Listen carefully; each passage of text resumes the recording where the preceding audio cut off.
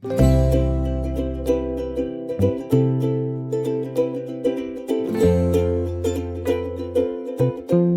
Guys, అందరూ ఎలా ఉన్నారు? బాగున్నారా?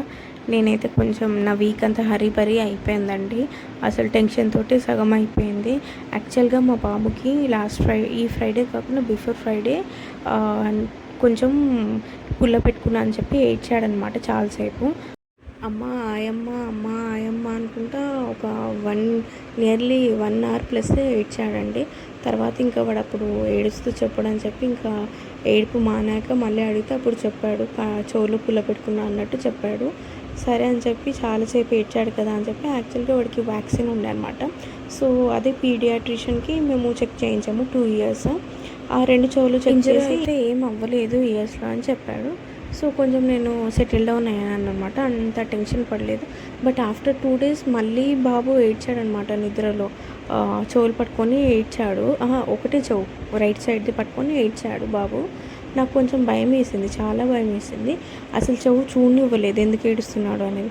చాలా ఏడ్చాడు. అసలు మళ్ళీ కామ్ డౌన్ చేసి మళ్ళీ పడుకోబెట్టిన తర్వాత మళ్ళీ లేచి ఏడ్చడం అలా చాలా 2-3 times చేశాడు.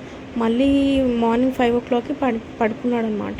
పడుకున్నాక మెల్లిగా నేనే ఇయర్స్ చెక్ చేశాను టార్చ్ చేసి చెక్ చేస్తే మొత్తం కొంచెం డ్రై బ్లడ్ ఉందన్నమాట. కొంచెం కాదు, చాలానే టెన్షన్ అయ్యింది. ఇక మార్నింగ్ లేవగానే హాస్పిటల్కి వెళ్ళాలి కంపల్సరీ అనే దగ్గరికి వచ్చేసాను అనమాట. ఎందుకంటే బాబు ఇప్పుడు నైట్ అంతా మిడ్-నైట్ నుండి అసలు పడుకోలేదు కదా. కొంచెం భయం వేస్తుంది కదా, లోపల ఏమైనా ఇంజరీ అయ్యిందా, నిజంగానే కుచ్చుకున్నాడా, ఆయన పీడియాట్రిషియన్ కరెక్ట్గా చెక్ చేయలేదా ఏంటి అని చెప్పి చాలా అంటే చాలా టెన్షన్ పడిపోయాను. ఇంకా మార్నింగ్ లేవగానే ఫస్ట్ చేసే పని హాస్పిటల్కి వెళ్ళిపోవాలి, ఈఎన్టీకి డైరెక్ట్ వెళ్ళిపోవాలని చెప్పి బాబు లేచాక నేను అడిగా అనమాట, ఏమైంది నాన్న నైట్ ఎందుకు ఏడ్చావు అని చెప్పి అడిగితే వాడు ఇన్ డీటెయిల్ ఎక్స్ప్లెయిన్ చేస్తున్నాడు నాకు. అమ్మ పుల్లమ్మ ఆయమ్మ అని చెప్పి ఎక్స్ప్లెయిన్ చేస్తున్నాడు. హీఈస్ జస్ట్ మాడు 2 years 2 months ఉన్నాడండి. ఇప్పుడు జస్ట్ 3 ఎంటర్ అయ్యాడు. కానీ వాడు ఎక్స్ప్లెయిన్ చేసిన విధానం నాకు చాలా నచ్చింది ఆ ఏజ్కి.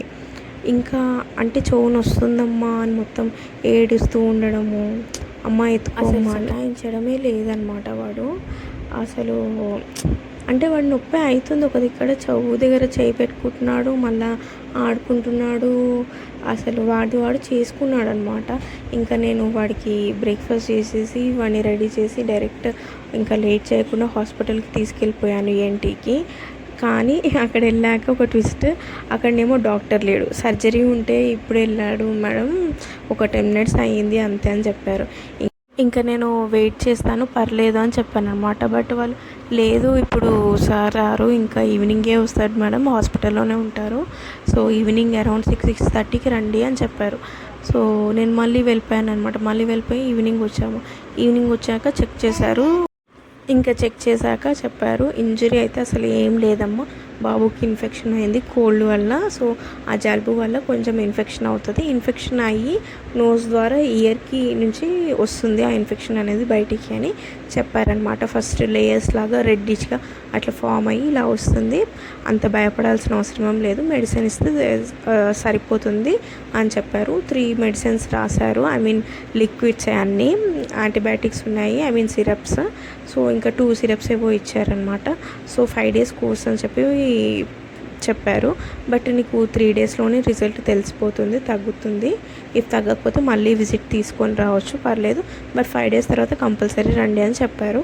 సో ఇంకా కొంచెం కూల్ డౌన్ అయ్యాను. ఎందుకంటే ఇన్ఫెక్షన్ అంటే ఫైన్ ఓకే, కానీ ఇంజరీ అంటే చిన్న ఏజ్కి కొంచెం అంత కష్టం కదా, ఏమన్నా అయితే ఎట్లా అని చెప్పి బాగా టెన్షన్ పడిపోయాను అనమాట. నేను బ్లడ్ చూడంగానే అంటే వీడు ఇంకా లోపలి మనం కుచ్చేసుకున్నాడు, ఆ బ్లడ్ క్లాట్ ఏనేమో అని చెప్పి నేను అనుకున్నాను అనమాట. సో అది కాదు అని తెలిసాక నేనైతే చాలా టెన్షన్ ఫ్రీ అయ్యాను అనమాట.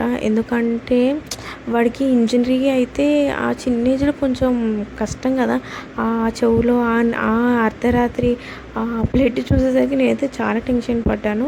నాకైతే చాలా టెన్షన్ రిలీఫ్ దొరికిందండి. ఇప్పుడు బాబు కొంచెం డల్గా ఉన్నాడు, ఒక 2-3 daysలో నాకు తెలిసి ఇంకా యాక్టివ్ అవుతాడు అనుకుంటా. బెటర్ అంటే లాస్ట్ వీక్తో కంపేర్ చేస్తే ఈ వీక్ చాలా బెటర్ ఉన్నాడు బాబు.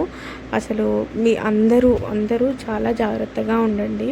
షార్ప్ ఆబ్జెక్ట్స్ అయితే నేను అస్సలు ఉంచను. ఎందుకంటే మా పిల్లవాడు కొంచెం కాదు చాలా చిట్క పిల్లగాడు ఉన్నాడు. మళ్ళీ ఏదైనా కుచ్చుకున్నా చేసిన కష్టం అని చెప్పి ఏది ఉంచానమాట నేను.